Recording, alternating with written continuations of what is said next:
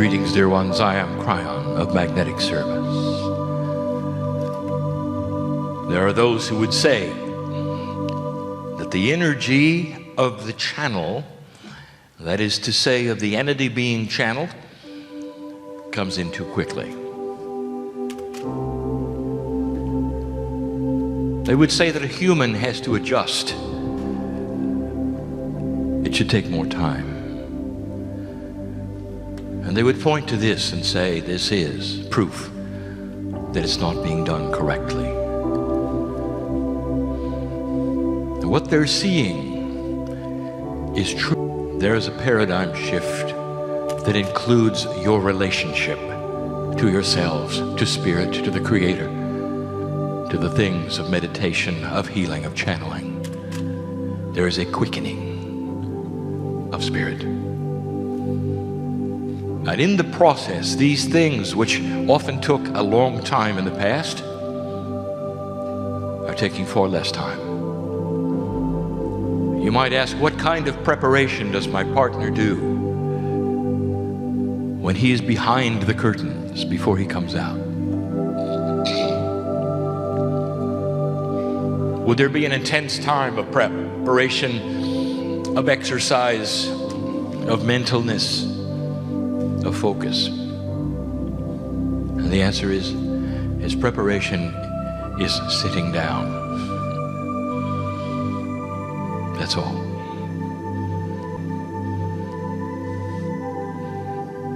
For what he knows is this: if the Creator is inside, there's no reason to call any energy from any other place. And in the chair, for just the moments that he sits, without any exercises, without any deep breathing, he simply calls upon what has always been and opens a profound door that he has allowed to be created and steps aside. And that is what channeling is. Indeed, what you hear now is the voice of my partner in his culture, in his reality, through his filter, converting the best he can an interdimensional message into his own language, which is linear. Even this moment, he has stepped aside, listening to himself speak. And if you ask him what it is like to channel, he'll say that he is bathed in love while he watches himself speak.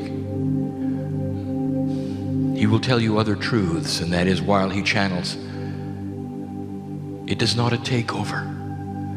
It is a meld. And everyone in the room who channels, who heals, who meditates, who reads for another, will tell you the same thing. There is no takeover of the human spirit. There is only the completion of what is already there.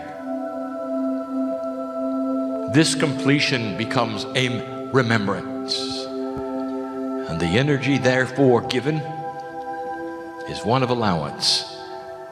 How far can you open the door to let truth in? It's important that you understand this, for what follows in this short amount of time we have together is history. All that I'm going to tell you now is indeed the way it happened. There are no metaphors that are going to be given to you to make you try to figure out things. I will be as straightforward, and I ask my partner to be clear and go slowly. What he gives at this moment, he has given a portion of before. But he knows how this works, that sometimes we warm him up, giving him a partial message to be delivered at another time, and then a full message at a later time. This is as close to the full message as he's ever got. And it is profound. And at the same time, there will be those who listen, who will walk away shaking their heads, and they will say, it is a fantasy. It could not be. And so this is the warning we give you, that what follows may not necessarily line up to anything you've been told. It may necessarily not line up with the logic in your mind of what you have expected, or what historians have told you, or what geologists have told you. And yet it is presented as truth anyway. And so I will say one time yet again, there'll come a day when my partner is no longer on the planet, and the books will be revealed to be true. For your science will eventually validate many things that now seem odd and strange. Only strange because of the paradigm that you have set yourself into so squarely and so solidly, that when you hear things that are different, they're unbelievable. It's about creation. There's only one reason I bring this to you, and you'll see why it is. And so now, my partner, I will open the door to this story, and I want you to give it clearly, succinctly, and I want you to pause where there should be pauses if you do not understand.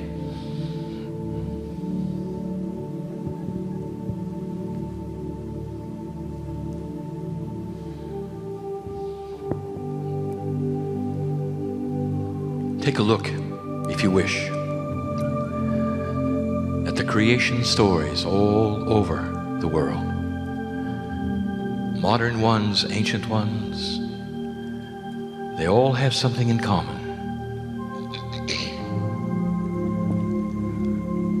They have an energy coming to the planet to those who have already been evolved and called human beings. Nowhere do you have a creation story that starts with humans in development.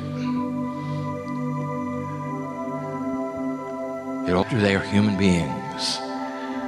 An acknowledgement of an evolvement biologically of the human brain to the point at which it can receive the spiritual essence of creation.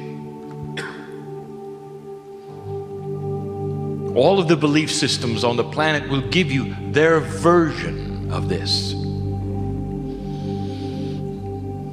But in the metaphors that are given then, you still can see that it starts with a human who is ignorant of God. Somehow, some way, there is the implantation of the essence of something they don't have. The divine energy goes inside, and suddenly they're aware. And in the metaphors that are given over and over, you will see this. There's an ignorance to awareness. There is no time frame given, for it simply happens as it does. You might say it is the beginning of the human-God relationship, and you'd be right. And so we tell you, dear human beings, that all that has been presented regarding that attribute is true, and it is so. Now let us add to it some anthropology. My partner doesn't know what is happening here, for this is part of his presentation tomorrow. But we're going to usurp that and give you the rest of the story.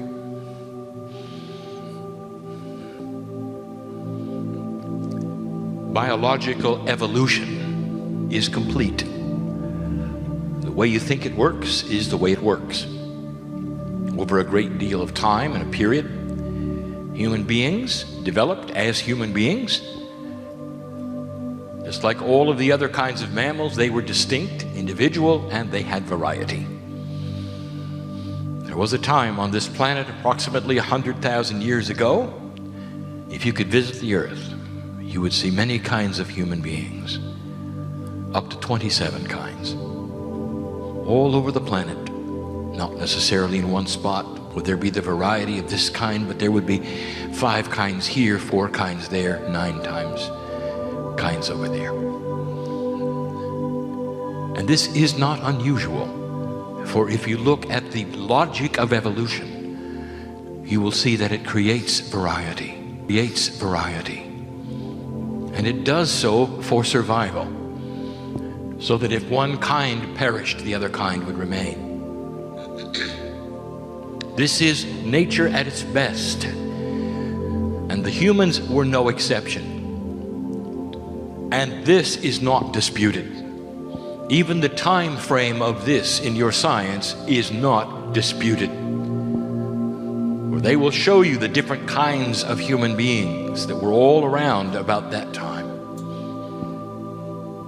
And yet if you look around today, contrary to the way evolution works, and even logic, there is only one kind today. Oh, there are many shapes, there are some skin colors, some facial differences, but we are speaking of kinds of humans, the variety of which you see in other mammals. There were the kinds with tails, without tails, short and tall. There were the kinds whose heads looked different, whose torsos were slightly different, whose markings were different. Ask the anthropologists, they will tell you. And yet somehow, some way, all of that went by the wayside.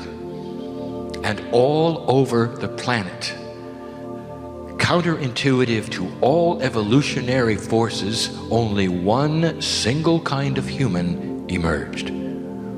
All over the planet, this took place. All at once. All in the same time frame. And that, dear ones, is when in all appropriateness this planet was visited by the Pleiadians. And this particular story does not sit well with those who do not want to think for a moment that spirituality was seeded from the stars. They want it to be the miracle of God who came in a godly form and touched humanity in a certain way and changed them forever. And I will tell you that if that is the metaphor you wish to have, that is fine. For in a sense, that is exactly what took place. But there is a system here. There's a system that is greater and grander than you think. A system that involved a planetary visitation by those from the Seven Sisters. Graduate they were by tens of thousands of years. They were intent. They were on giving this planet the seed that would change your DNA and awaken humanity to the Creator inside. And that's the way it was done. And they did it worldwide. Over a long period of time, longer than you think. And in the process, they seeded only one kind of human being, the kind that you see now. And all the other varieties passed from the scope of what you see today. For only one kind received the DNA that you now have, that you look at, the human genome, which we described last week. Precious it is, quantum it is, misunderstood it is. How could you have 3 billion pieces of chemistry in one DNA ladder, and only 5% of them seem to do anything at all? Doesn't that tell you something about what DNA must be, about what DNA must be different than you think? It's not linear. The chemistry doesn't make sense. Less than 5% creates 23,000 genes. And And the rest seemingly does nothing. And I want to tell you what the rest is. For most of it, laying there ready all the time to be imbued with the energy of the Creator. The rest of it is the quantum you. The pieces and parts that are the Akashic record of your lives, of what you call the higher self, of the guides, the angels themselves, the portal that is in you that allows even for channeling. That's what's in your DNA. And it took a long time for this to take place, and it was worldwide. You can look for this. There was a revelation given to my partner, something he didn't know, and he had to see, for this channel to be given in this way this night. And his cells vibrate now with the truth of it and the appropriateness of synchronicity of it all. For just a few days ago, he was in Uluru, and there depicted in the indigenous there were their version of the seven sisters, presented in a metaphoric way. It said that they flew to the heavens clearly in Africa. You'll find it in Sweden. You'll find it in Greece. You'll find it in Hawaii. The more you look, the more it is there. At a time when the planet cannot communicate with one another, when communication on a worldwide scale was tens of thousands of years away. And yet it's written on the walls and the caves of the indigenous, all about the seven sisters. Think of this. Is it proof? Is it a coincidence? Do not challenge your logic here. Instead, we ask you to go inside and discern. And we've said this before, and we'll say it again. In all appropriateness, this was done. It was not a conquering energy. Your ancestors are from the stars.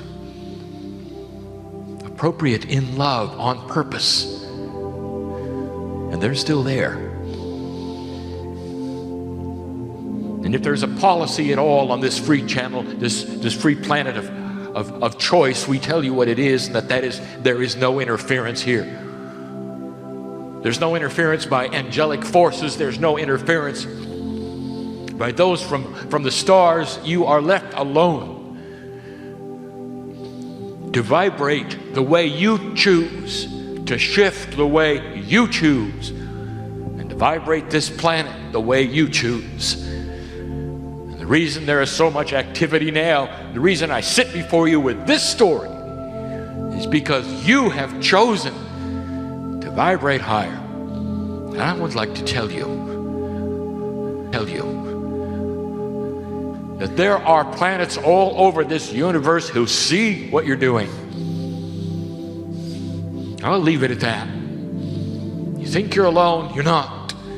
You think what you're doing here in this room, when you hold the light and you leave, you think it is only seen by you or perhaps those neighbors having no concept of the quantumness of your light and how it shines in a quantum way past this solar system. There are places all over the universe who know who you are and see the light that you are changing here. This is a profound place to be, this earth. There really is a reason for you to be here. It really is. In the creation scheme, in the middle of the Pacific Ocean in the north, there was a huge mountain. Now here's where it gets geologically challenging. The time frame that we will give you, approximately 40,000 years ago. The Pleiadians had done their job. There was only one kind of human left on the planet. They were seeded with awareness. Awareness that would take them wherever it would go, with free consciousness and free choice. Let me tell you, dear one, if you want to see something startling, go to the places on this planet, and there are still some left who have never been touched by civilization as you know it. Go into the jungles, New Guinea. Go to these places where there is no association with what you would call modern civilization, and find out what they believe.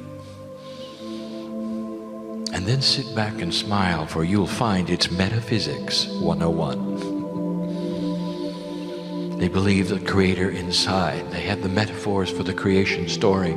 They believe that they are their own ancestors. They believe in the evolution of lives that come back. It's within their animals. It's within the earth. It's within them. There is a system that revolves and circles around life that is profound.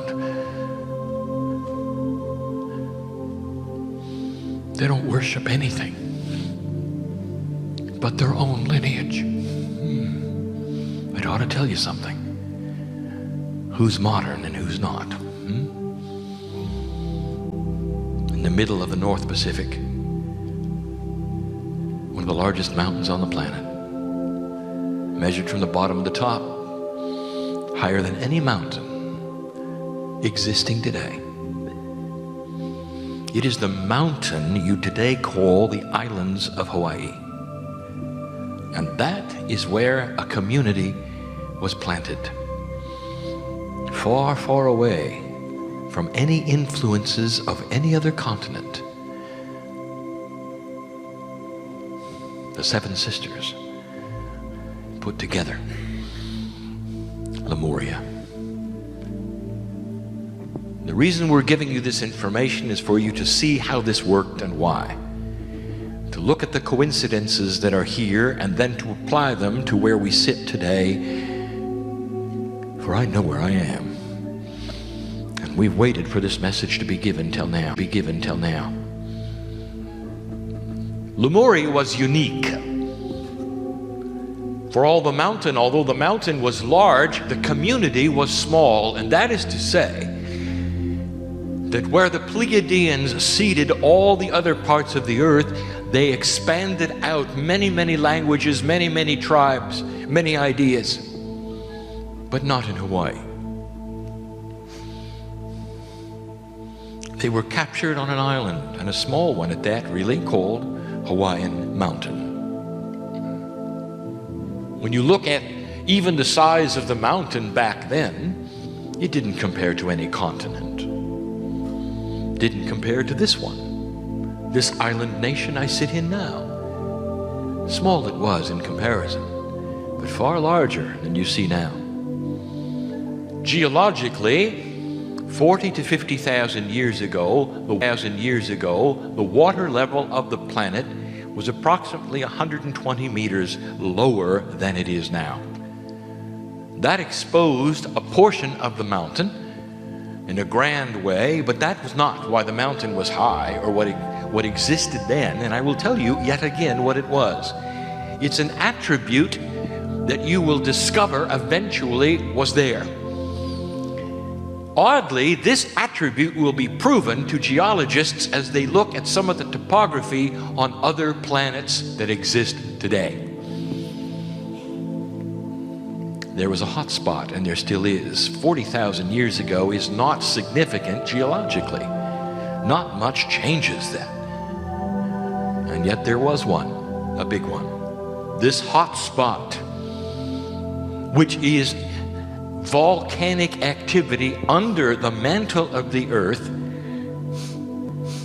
had pushed this portion of the earth up very gently as a bubble over a long period of time and raised that mountain. It was almost fully exposed back then.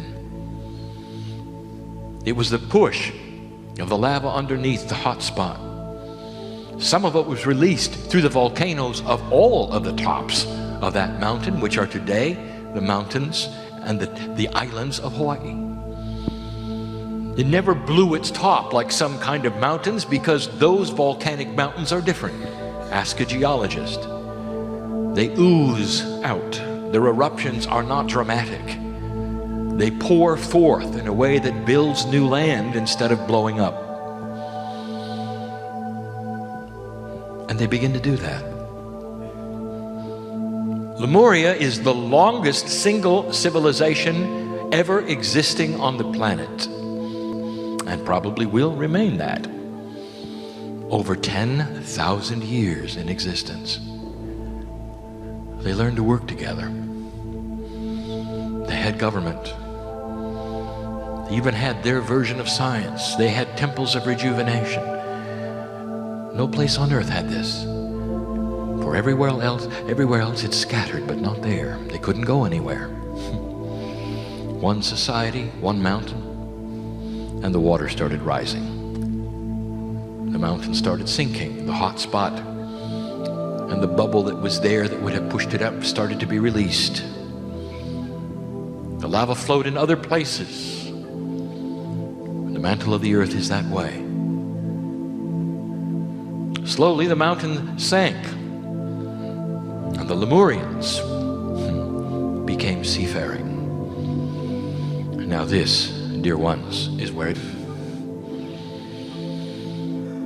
the currents of the ocean are shaped mainly from the topography of the mountains underneath the water. To this day, you can see those currents much the same as they always were, for those mountains are the same as they always were. They are a result of millions of years of the way the mantle moves around, understood today as plate tectonics, creating the mountains and the valleys underneath the ocean. And the currents that are there, not always created from the water cycle, but in a combination of the temperatures of warm and cold, of seasons, and also of the canyons underneath. They create currents from one place to another. And they remain to this day. When the Lemurians were in trouble, and they didn't know if their islands were sinking underneath the ocean or not, many of them took to the ocean.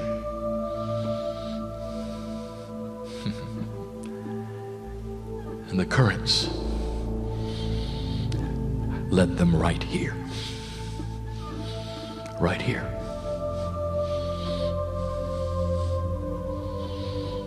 Not to the continent, slightly to the left, but here.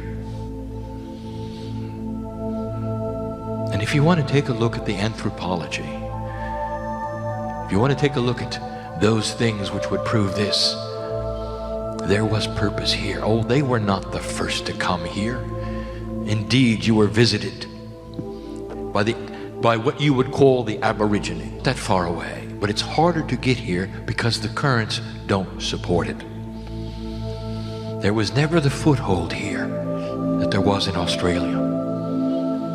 It came and went, it never caught on until the Lemurians arrived with their society. Developed they were, harmonious they were. There are 5 places on this planet where the Lemurians ended up. Hawaii is 1, New Zealand is 2, Easter Island is 3. I will not give you the other 2 yet.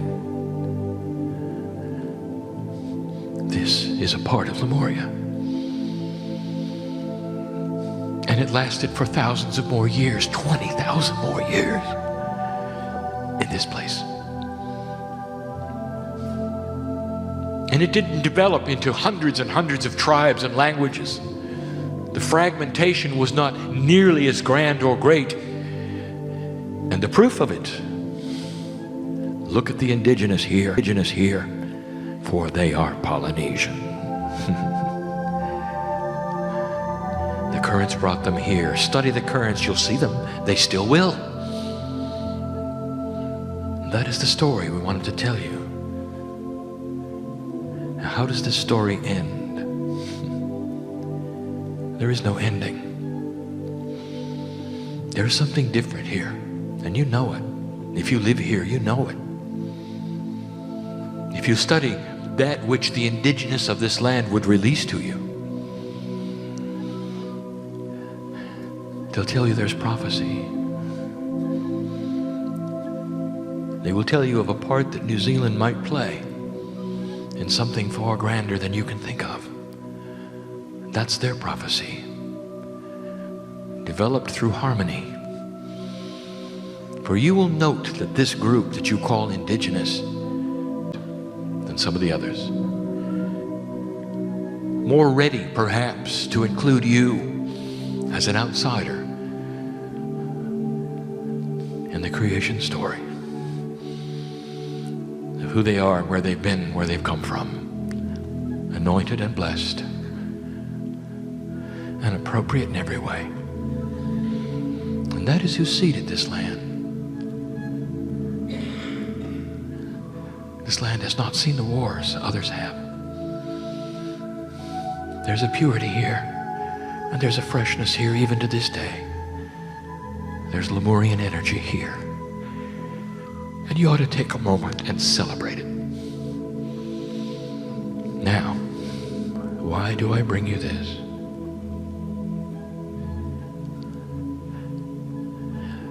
I want you to know who you are. For sitting in the chairs, you think there's a reason why you're here? Perhaps not all of you were born here, but some of you were pulled here. And you stayed. And you wouldn't be any other place. And I'll tell you why. Because you are Lemurian. And you are your own ancestors. Oh, the skin may be a different color, and the features may be different, but so it is in the Akash. You know, you're not born into the same race every single time.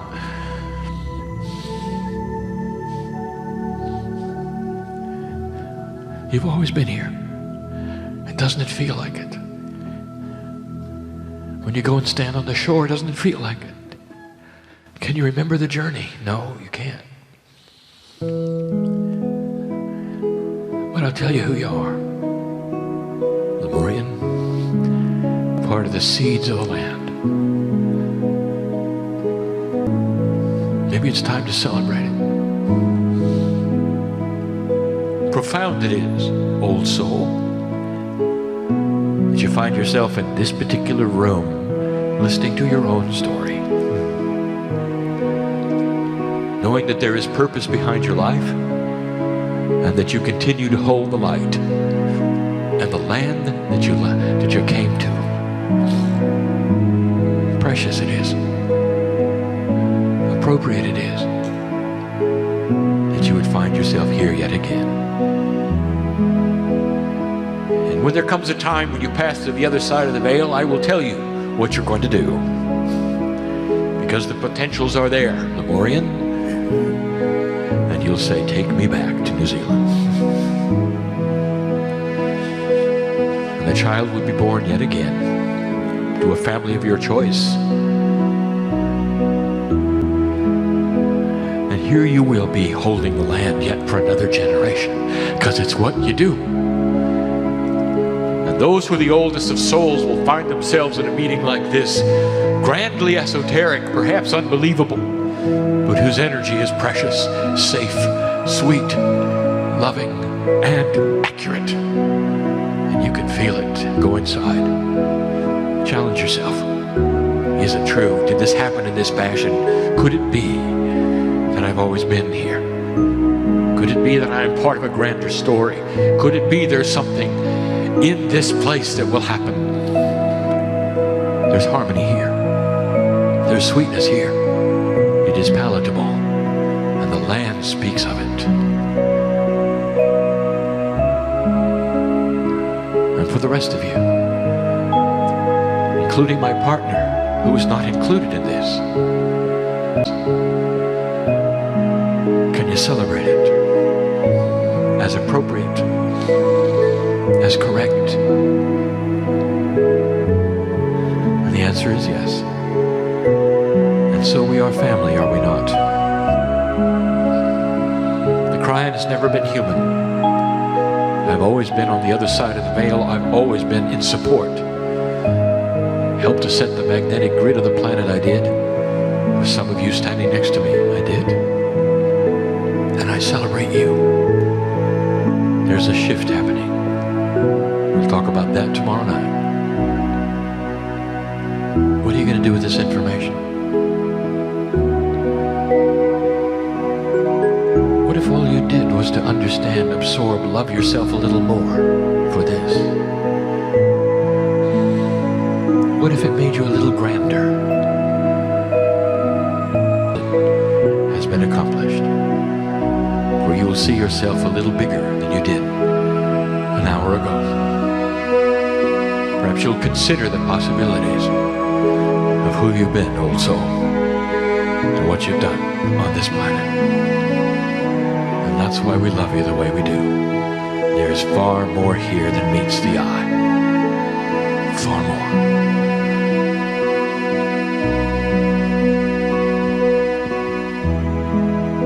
And so it is.